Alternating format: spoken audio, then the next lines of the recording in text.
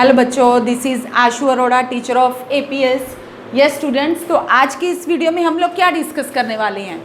Yes, पिछली video में हम लोगों ने क्या डिस्कस किया था, कॉजेज ऑफ पॉवर्टी। अब कारण तो हमें पता चल गए हैं कि पॉवर्टी के कारण क्या हैं। अब हमने उन कारणों को, उन जो कॉजेज थे उन्हें हमने दूर भी करना है। ठीक है, अब हम उन्हें कैसे दूर कर सकते हैं। हमारी गवर्नमेंट ने पॉवर्टी को दूर करने के लिए anti poverty measures means programme शुरू किए। Clear, anti poverty measures, the current anti poverty strategy of the government is based broadly in on 2 plans. ठीक है, जो हमारी गवर्नमेंट थी ना, उन्होंने एंटी पॉवर्टी प्रोग्राम्स जो है वो स्टार्ट किए। उसने 2 टाइप्स के प्रोग्राम स्टार्ट किए। First one is the promotion of economic growth, second one is the targeted anti poverty programs. promotion of economic growth means economy की ग्रोथ को बढ़ा के पॉवर्टी को दूर करना। ये हमारी गवर्नमेंट का पहला टारगेट था। ठीक है, इकोनॉमी की ग्रोथ को बढ़ा के प्रमोट करके पॉवर्टी को दूर करना। यस, कैसे किया उन्होंने। फर्स्ट, सबसे पहले क्या किया, अब जब ये प्रोग्राम स्टार्ट हुआ ना, स्टार्टिंग में 1980s में जो था लो ग्रोथ थी, low during initial period of 1980s। जब ये प्रोग्राम स्टार्ट हुआ तो 1980s में स्टार्ट हुआ, तब तक जो इकोनॉमिक ग्रोथ काफ़ी लो थी। लो क्यों थी, बिकॉज पर कैपिटा इनकम जो था वो काफ़ी कम था, जिसकी वजह से पॉवर्टी ज़्यादा रिड्यूस नहीं हो पाई थी। उसके बाद 1980s में, उसके बाद जो था ना, थोड़ा सा प्रोग्राम बूस्टअप होना स्टार्ट हुआ। ठीक है, उसमें क्या हुआ, इंडिया की इकोनॉमिक ग्रोथ जो है वर्ल्ड में फास्टेस्ट काउंट हुई। वो कैसे काउंट हुई, क्योंकि ग्रोथ रेट एकदम से जंप कर गया। 1970s में ग्रोथ रेट 3.5% था, जो 1980s और 90s में 6% हो गया था वो। क्लियर, तो ये था हमारी गवर्नमेंट का first programme, promotion of economic growth, कि अगर हम इकोनॉमी की ग्रोथ को बूस्टअप कर देंगे, बढ़ा देंगे, तो हो सकता है कि पॉवर्टी रिड्यूस हो जाए। क्लियर, अब जब एकदम से ग्रोथ रेट जंप कर गया, इंक्रीज हो गया, तो उसका इम्पैक्ट क्या पड़ा, उसका इम्पैक्ट हुआ हायर ग्रोथ रेट हो गई हमारी कंट्री की, और उसका हेल्प हमें मिला किसमें, in the reduction of poverty. इससे पॉवर्टी को रिड्यूस करने में हेल्प मिली। जब इकोनॉमी का ग्रोथ रेट हायर हो गया ना, 3.5 से एकदम से 6%, और उसके बाद अब तो और भी बढ़ गया। ठीक है, तो इससे पॉवर्टी रिडक्शन में काफ़ी हेल्प मिली। तो ये था हमारी गवर्नमेंट का first programme, promotion of economic growth. उसके बाद सेकंड प्रोग्राम, अब ये तो जो तो क्या था, अब 2 प्रोग्राम किस लिए चलाए गए थे।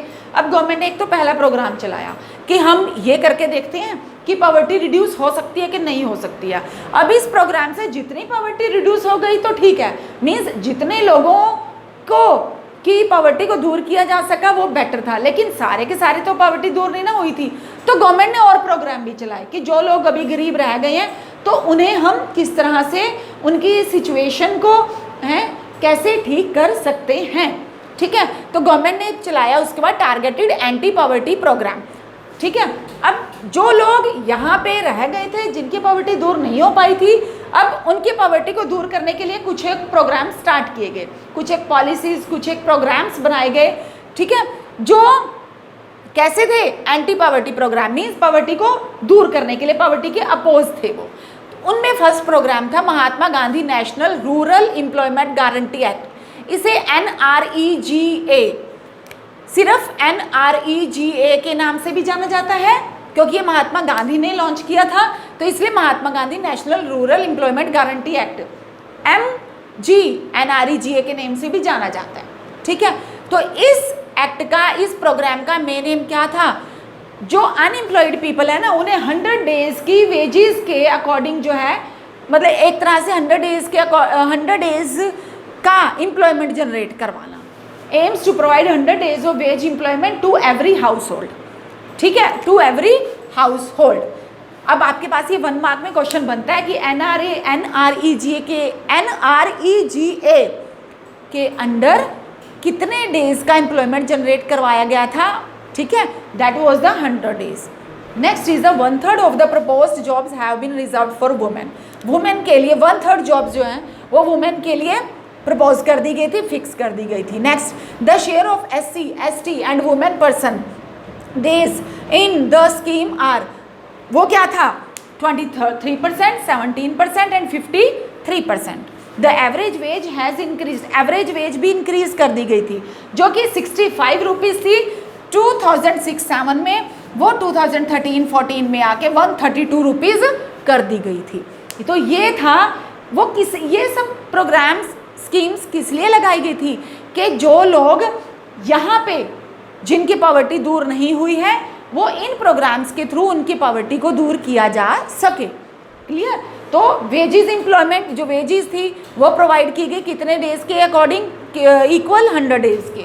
1/3 जो प्रपोज जॉब्स थी वो वुमेन के लिए रिजर्व कर दी गई, और SC, ST और जो वुमेन पर्सन थी उनके लिए स्कीम चलाई गई थी, तो 23%, 17%, 53% फिक्स कर दिया गया था। और एवरेज वेज इंक्रीज की गई थी कितने से, 65 रुपीज़ से 132 रुपीज़ तक। तो ये था NREGA एक्ट के अकॉर्डिंग क्या प्रोग्राम्स बनाए गए थे। उसके बाद है प्राइम मिनिस्टर रोजगार योजना। प्राइम मिनिस्टर रोजगार योजना PMRY, इसकी शॉर्ट फॉर्म क्या है, PMRY। ठीक है, तो प्राइम मिनिस्टर रोजगार योजना स्टार्ट कब हुई थी, लॉन्च कब हुई थी, 1993 में। ठीक है, और इसका एम क्या था, इसका एम था to create self employment opportunities. इसका एम क्या था, to create self employment opportunities, किसके लिए, फॉर एजुकेटेड अनएम्प्लॉयड यूथ। मतलब क्या है, जो एजुकेटेड अनएम्प्लॉयड यूथ है वो भी कहाँ पे, इन the rural areas and small towns. Small towns और रूरल एरियाज में जो एजुकेटेड यूथ हैं उनके पास पूरी फैसिलिटीज़ नहीं होती हैं, जिसकी वजह से वो क्या रह जाते हैं, अनएम्प्लॉयड रह जाते हैं। या तो ये कह लो कि उनके पास पैसा पूरा नहीं होता, या उनके पास स्किल्स होते हुए भी उनके पास पूरी तरह से ये कह लो कि जो उन्हें सामान चाहिए होता है वो उनके पास अवेलेबल नहीं होता है। मेन सारा खेल किसका है, पैसे का है। ठीक है, तो यहाँ पे सेल्फ एम्प्लॉयमेंट अपॉर्चुनिटीज़ उन्हें प्रोवाइड की जाती हैं, किन्हें, educated unemployed youth in the rural and small towns. उसके बाद दे आर हेल्प्ड, अब उन्हें हेल्प किस तरह से उनकी हेल्प की जाती है, सेल्फ एम्प्लॉयमेंट अपॉर्चुनिटीज़ कैसे प्रोवाइड की जाती है, उन्हें स्मॉल बिजनेस और इंडस्ट्री सेटअप करने में उनकी हेल्प की जाती है। उसके बाद ये तो हो गए ना इसके 3 पॉइंट्स। स्टार्ट हुई थी PMRY कब स्टार्ट हुई थी, 1993 में। इसका एम क्या था, सेल्फ एम्प्लॉयमेंट अपॉर्चुनिटीज़ प्रोवाइड करना, किन्हें, जो एजुकेटेड अनएम्प्लॉयड यूथ हैं in the rural and small towns में, और वो हम उन्हें कैसे हेल्प करेंगे, by setting up small business and industry में।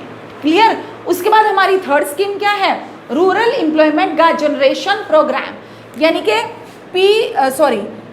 REGP, rural employment generation programme. ये लॉन्च कब हुई थी, 1995 में। और इसका एम क्या है, टू क्रिएट, इसका वही एम है जैसे ऊपर था, to create self employment opportunities in rural areas and small towns. ठीक है, और इसका एक टारगेट क्या है, target for creating 25 lakhs new jobs has been set up for the programme under the 10th 5-year plan. 10th 5-year plan के under क्या है, इसका एक टारगेट था कि 25 lakhs न्यू जॉब्स जो है वो सेटअप की जाएं, जिससे कि जो अनएम्प्लॉयड यूथ हैं उन्हें जॉब मिल सके और वो एम्प्लॉयड बन जाए और पॉवर्टी को रिड्यूस किया जा सके। तो ये थे आपके 3 प्रोग्राम्स। ठीक है, अब आप अपनी वीडियो को पॉज कीजिए और ये सारे प्रोग्राम्स नोट कीजिए, और अभी आप नेक्स्ट 2 जो प्रोग्राम्स हैं इन 3 प्रोग्राम्स के बाद नोट करना। आप पॉज करके ये सारे प्रोग्राम्स नोट कीजिए आप। हाँ जी, तो हमारा नेक्स्ट प्रोग्राम है स्वर्ण जयंती ग्राम स्वरोजगार योजना SGSY। अब ये जो प्रोग्राम था ये लॉन्च हुआ था 1999 में, और इसका मेन एम क्या था, इसका मेन एम था पुअर फैमिलीज को हेल्प प्रोवाइड करना, जो aims at bringing the assisted poor families above poverty line, जो है पुअर फैमिलीज उन्हें अबव पॉवर्टी लाइन में लाया जा सके by organising them into self help group. उन्हें सेल्फ हेल्प ग्रुप में ऑर्गेनाइज करके उन्हें अबव पॉवर्टी लाइन तक लाया जा सके। ठीक है, जो पुअर फैमिलीज हैं। तो ये था हमारा स्वर्ण जयंती ग्राम स्वरोजगार योजना। उसके बाद है प्रधानमंत्री ग्रामोदय योजना PMGY। PMGY क्या कहता है, ये लॉन्च हुआ था 2000 में, ठीक है। और इसका अभी कैसे लॉन्च हुआ, अब आप ये देखिए, इसमें क्या हुआ, सेंट्रल गवर्नमेंट जो है स्टेट गवर्नमेंट को हेल्प प्रोवाइड करती है, किसके लिए, रूरल एरियाज में बेसिक सर्विसेज प्रोवाइड करने के लिए, जैसे कि प्राइमरी हेल्थ है, प्राइमरी एजुकेशन है, रूरल शेल्टर है, rural drinking water and rural electrification. समझ में आ गई बात। तो सेंट्रल गवर्नमेंट ये सब चीज़ें प्रोवाइड करने के लिए स्टेट गवर्नमेंट को हेल्प प्रोवाइड करती है, असिस्टेंस प्रोवाइड करती है। समझ में आ गई बात। तो ये था हमारा प्रधानमंत्री ग्रामोदय योजना। तो यस बच्चों, आपका इसका ये जो अभी तक मैंने आप लोगों को एंटी पॉवर्टी मेजर्स करवाए हैं, इसका फुल फ्लेज क्वेश्चन आता है, जैसे कॉजेज का आता है, सेम ऐसे ही एंटी पॉवर्टी मेजर्स का आता है। उसमें ये पूछा जाता है कि गवर्नमेंट ने कौन कौन से प्रोग्राम्स स्टार्ट किए थे फॉर एंटी पॉवर्टी, ठीक है। एंटी पॉवर्टी मेजर्स कौन कौन से गवर्नमेंट ने प्रोग्राम स्टार्ट किए थे, तो हमने ये 5 प्रोग्राम्स बताने हैं। समटाइम्स पर्टिकुलर किसी एक प्रोग्राम पे भी क्वेश्चन आ जाता है, एक प्रोग्राम पे क्वेश्चन आएगा तो वो 3 मार्क्स का आ सकता है। समटाइम्स वो शॉर्ट नोट आ जाते हैं, 2 या 3 प्रोग्राम्स इकट्ठे दे दिए जाते हैं। तो आप लोगों ने ये सारे प्रोग्राम्स जैसे मैंने पॉइंट्स लिखे हैं आप लोगों ने वैसे ही नोट डाउन करने हैं। क्लियर। अपने मोबाइल पे क्वालिटी को इंक्रीज करके और उसे फिर जूम करके आप लोग नोट डाउन कर सकते हो। समझ में आ गई ना बात। तो ये थे हमारे एंटी पॉवर्टी मेजर्स। लेकिन हाँ, आप लोगों ने नीचे देखा होगा आउटकम। अब ये सारे के सारे गवर्नमेंट ने प्रोग्राम भी स्टार्ट करवा दिए। Means promotion of economic growth को कैसे बढ़ाया जा सकता है और उसके बावजूद एंटी पॉवर्टी मेजर्स कैसे स्टार्ट किए जा सकते हैं और कौन कौन से प्रोग्राम थे, ये हमने इसमें पढ़ा। उसके बावजूद भी इन सभी प्रोग्राम्स को करने के बाद क्या आउटकम निकला, क्या रिजल्ट निकला, मीन्स क्या पॉवर्टी रिड्यूस हो पाई, और अगर रिड्यूस हो पाई तो कितनी रिड्यूस हुई, क्या हमारी कंट्री में बहुत कम लोग हैं जो पुअर हैं, या हमारी कंट्री में कुछ एक स्टेट्स ऐसे हैं जहाँ पे पॉवर्टी रेशो ज़्यादा है। क्लियर। तो आउटकम इसका क्या, हम यहाँ पे क्या करेंगे कि सिर्फ ये जो एंटी पॉवर्टी मेजर्स हैं इन्हें अप्लाई करना कहाँ तक संभव हो सकता है, कहाँ तक पॉसिबल हो सकता है, अगर पब्लिक का साथ मिलता है तो। क्लियर। गवर्नमेंट तो अपने जो मेजर्स थे वो अप्लाई करेगी, लेकिन इसके लिए हमें पब्लिक का भी साथ चाहिए। अगर पब्लिक साथ देगी तो सारे मेजर जो है सक्सेसफुल हो सकते हैं, अगर नहीं देगी तो नहीं भी हो सकते। तो इसका रिजल्ट, इसका आउटकम क्या होगा, इसका आउटकम ये होगा कि still there are some challenges in front of us, और चैलेंजेस की वजह से ही ये प्रोग्राम्स सक्सेसफुल नहीं भी हो पा रहे हैं कुछ एक स्टेट्स में। क्लियर। तो वो चैलेंजेस हम अगली वीडियो में करेंगे। अभी तक आप इन्हें एंटी पॉवर्टी मेजर्स को बहुत अच्छे से स्टडी कीजिए एंड अगली वीडियो में हम फिर से मिलते हैं। Till then bye.